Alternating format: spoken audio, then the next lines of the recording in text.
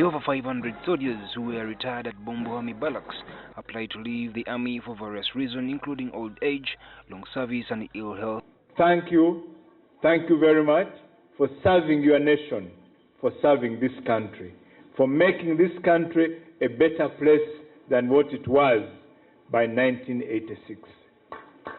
Thank you very much. Some of those who retired served in the army for as many as 40 years.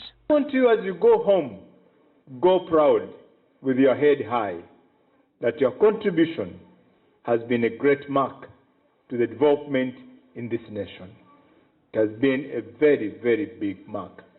You may not feel it yourself, but I can tell you, it's the truth that your contribution has been a mark.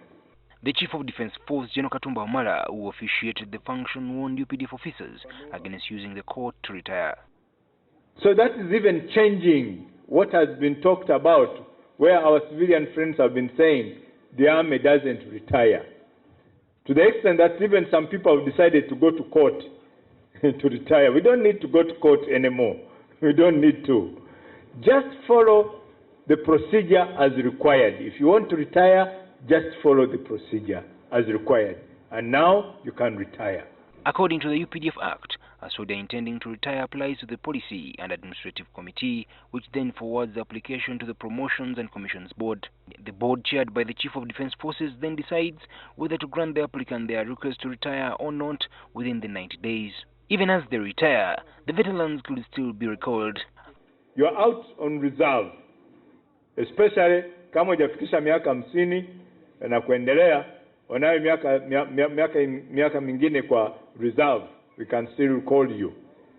But even out there, you can still serve in that capacity, in whatever capacity.